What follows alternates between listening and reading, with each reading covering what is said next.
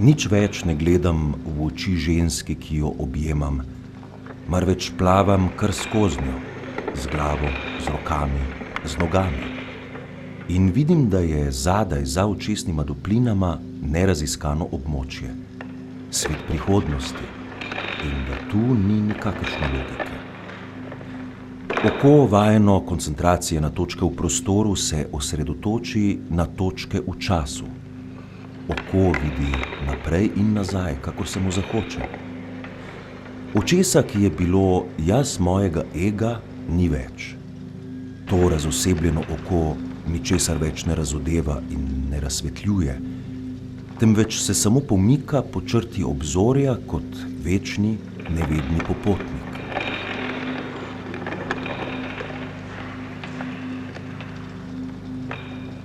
Prerasel sem lastno smrt, jasen in trden v duhu. Razdrobljen sem bil na neskončne včeraj, neskončne jutri, oprt samo na konice dogodkov, stene s številnimi okni, čeprav hiše že zdavnaj ni več. Podreti moram zidove, uničiti okna, poslednjo školjko izgubljenega telesa, če se hočem znova združiti s sedanjostjo.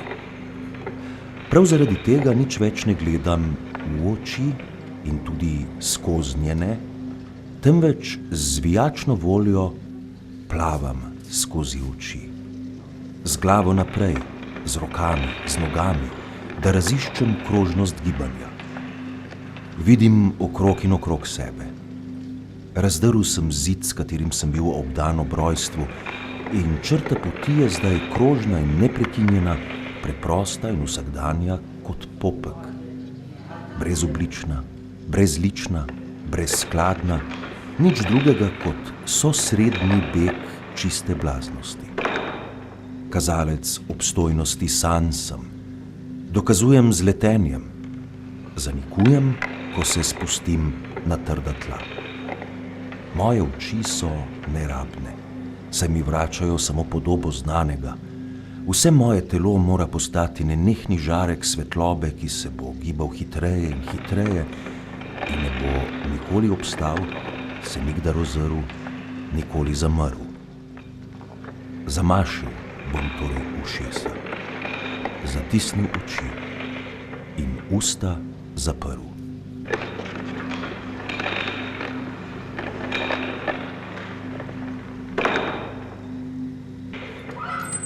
Obraz ima lepo prihodnost, pod pogojem, da bo uničen, razdrt, na poti proti neoznačevalnemu, proti nesubjektivnemu. Obraz je vendarle nenavaden. Sistem bel zid, črna luknja. Širok obraz z belimi lici, kredast obraz, preboden z očmi kot črnimi luknjami. Klovnova glava, beli klovn, mesečnik Pierrot, angel smrti, Veronikin prt. Obraz ni zunanji ovoj temu, ki govori, misli ali čuti. Oblika označevalca v govorici in celo njene enote bi ostale nedoločene, če morebitni poslušalec ne bi uravnaval svojih izbir po obrazu tega, ki govori. Glej no, videti je jezen, tega pa že ni mogel reči. Saj vidiš moj obraz, ko ti govorim, dobro me poglej. Otrok, ženska, mati, moški, oče, šef, učitelj, policist ne govorijo nekega jezika na splošno, ampak jezik, katerega označevalne poteze so indeksirane po specifičnih potezah obraznosti. Obrazi niso najprej individualni, opredeljujejo področja pogostosti ali verjetnosti, zamejujejo polje, ki vnaprej nevtralizira izraze in zveze, ki se upirajo ustaljenim pomenom. Enako bi oblika subjektivitete, zavest ali strast, ostala popolnoma prazna, če obrazi ne bi tvorili resonančnih krajev, ki selekcionirajo umsko ali čutno realnost in jo naprej usklajujejo s prevladujočo dejanskostjo. Obraz sam je redundanca in sam izvaja redundanco z redundancami označevalnosti ali pogostosti kot z redundancami resonance ali subjektivitete. Obraz zgradi zid, ki ga označevalec potrebuje, da bi se lahko odbil. Tvori zid označevalca, okvir ali zaslon. Obraz dolbe luknjo, ki je subjektivacija potrebuje, da bi lahko prodrla, tvori črno luknjo subjektivitete kot zavest ali strast, kamera, tretje oko.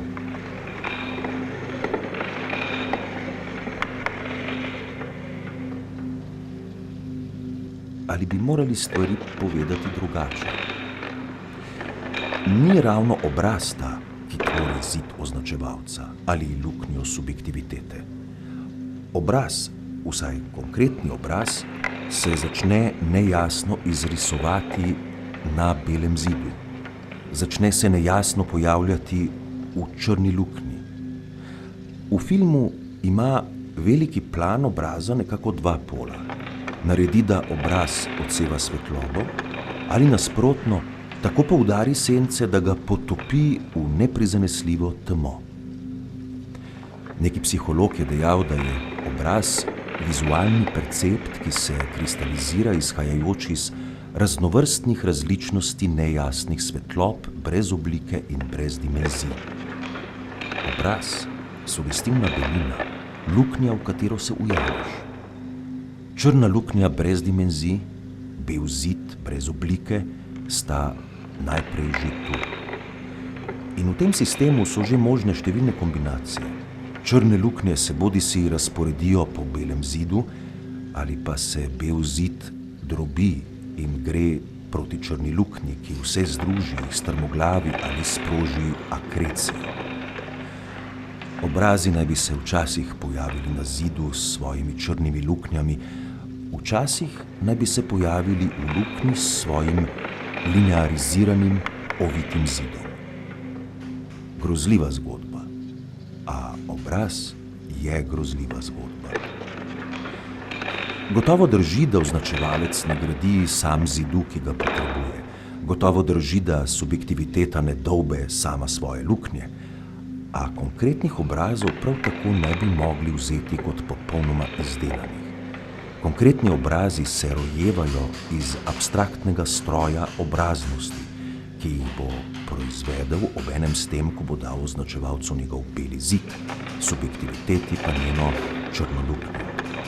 Sistem črna luknja, bel zid, torej še ni obraz, je abstraktni stroj, ki proizvaja obraze po deformirajočih kombinacijah svojega kolesja.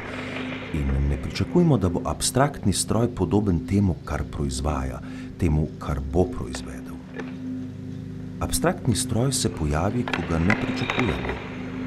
Ko zatinkamo, smo v mračnem stanju, doživljamo halucinacije, eksperimente zabavne fizike.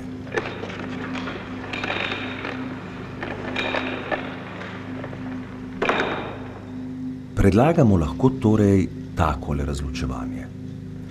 Obraz je del sistema površina luknje, preluknjana površina. Toda tega sistema predvsem ne smemo zamešati s sistemom prostornina votlina, ki je lasten telesu, propioceptiven.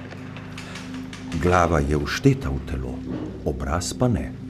Obraz je površina, poteze, črte, gube obraza, podolgovat obraz, kvadraten, trikoten. Obraz je zemljevid, čeprav se aplicira in ovija na prostornino, čeprav obkroža in obroblja votline, ki obstajajo le še kot luknje. Glava, celo človeška, ni nujno obraz. Obraz nastane le tedaj, ko glava ni več del telesa, ko ni več kodirana s telesom, ko sama nima več polizvočnega, multidimenzionalnega telesnega koda, ko je telo, vključno z glavo, dekodirano in ga je treba nadkodirati z nečim, čemur pravimo obraz.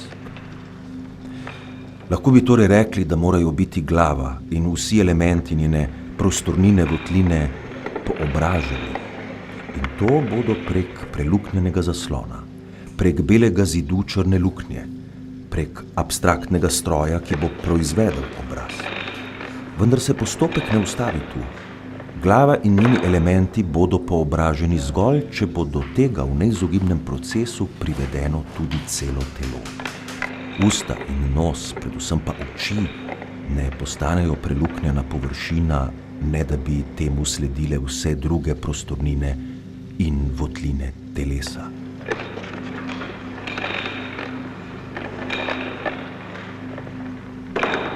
Obraz, ki je odvisen od abstraktnega stroja, se prav zato ne zadovolji s tem, da pokrije glavo, ampak prizadene druge dele telesa in če je treba celo druge predmete brez podobnosti. Zdaj pa bi morali vedeti, ob katerih okoliščinah se sproži ta stroj, ki proizvaja obraz in poobraženost. Ta gibanja so gibanja deteritorializacije. Toda obraz prav tako predstavlja veliko intenzivnejšo, čeprav počasnejšo deteritorializacijo. Lahko bi rekli, da je absolutna deteritorializacija. Preneha biti relativna, ker spravi glavo iz plasti organizma, človeškega, a nič manj živalskega, da bi jo povezala z drugimi plastmi, kot so plasti označevalnosti, subjektivacije. Vendar ima obraz zelo pomemben korelat, in sicer krajino, ki ni zgolj okolje, temveč deteritorializiran svet. Na tej višji ravni so korelacije obraz-krajina številne.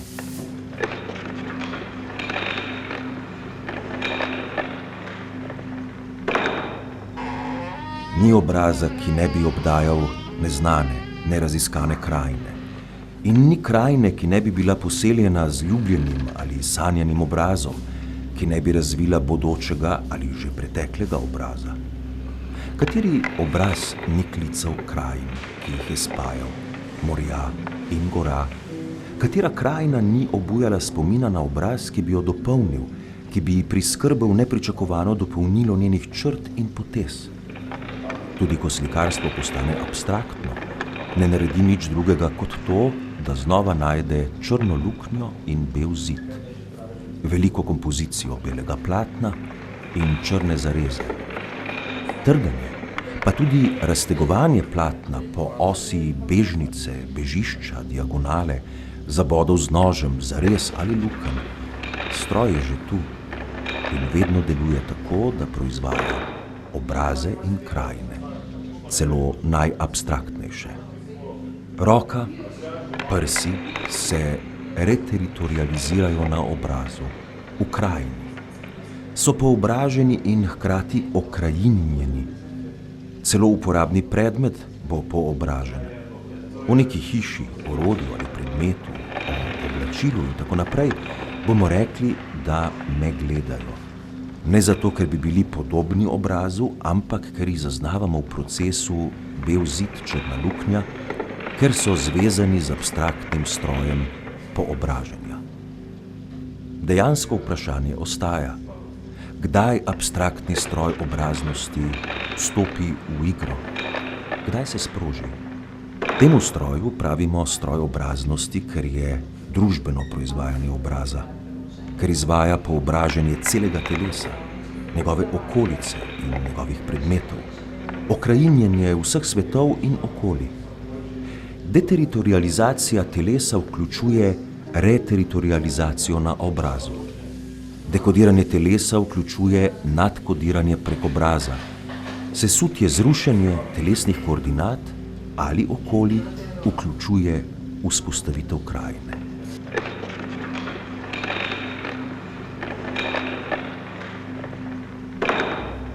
Kako priti iz črne luknje?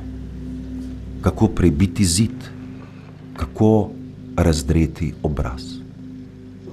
Prek pisave postanemo žival, prek barve postanemo nezaznavni, prek glasbe postanemo trdi in brez spomina, hkrati žival in nezaznavni, zaljubljeni. Toda umetnost ni nikoli smoter, je zgolj sredstvo za začrtovanje linij življenja, se pravi vseh teh dejanskih postajanj, do katerih ne prihaja le v umetnosti.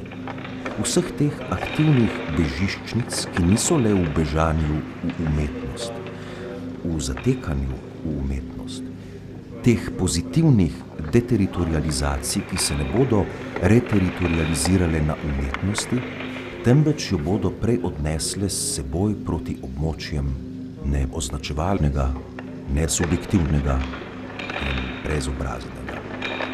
Razdreti obraz ni majhna stvar.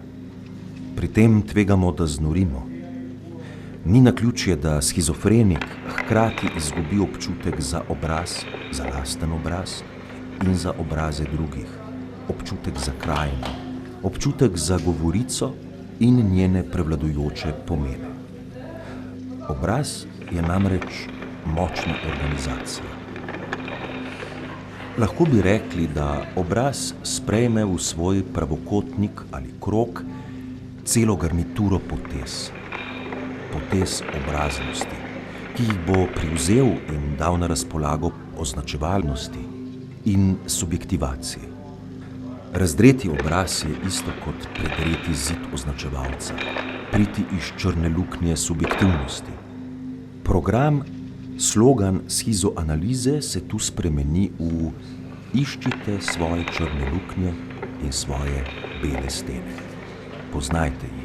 Poznajte svoje obraze, sicer jih ne boste razdrli, sicer ne boste začrtali svojih bežiščnic.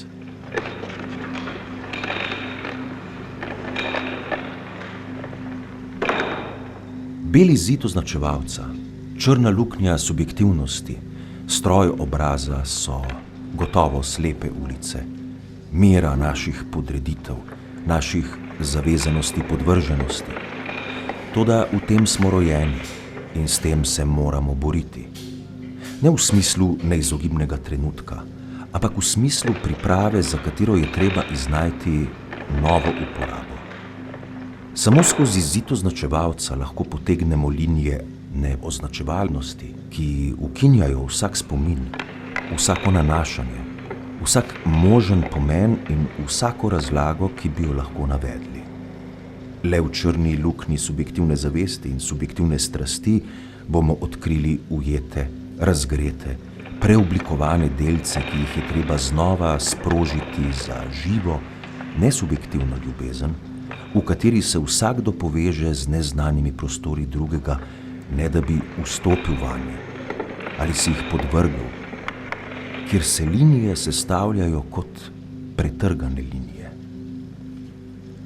Poteze obraznosti bomo lahko osvobodili le znotraj obraza, z dna njegove črne luknje in na njegovem belem zidu, kot ptice. Do primitivne glave ne bomo mogli priti, ampak bomo morali iznajti kombinacije, v katerih se te poteze povezujejo s potezami krajinskosti, ki so same osvobojene iz krajine, s potezami pikturalnosti, muzikalnosti, ki so same osvobojene vsaka svojega koda.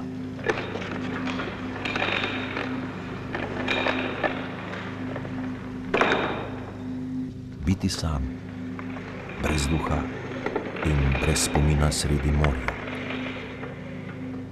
Tako sam in tako odsoten in tako prisoten kot domorodska senca na pesku v soncu.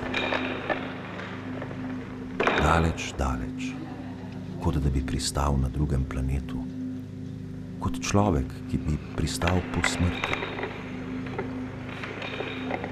Pokrajina? Niti malo mu ni bilo mar za pokrajino. Človeštvo? Ni ga bilo. Misel? Padla je kot kamen v vodo. Sijajna, blesteča preteklost, obrabljena in oslabela, krhka kot ločje, prosojna luska školjke vržena na obalo. Negotov trenutek, v katerem se sistem bel zid, črna luknja, črna točka, bela plaža, kot na japonski grafiki združi v eno z lastnim izhodom, z lastnim pobegom, s svojim prepotovanjem.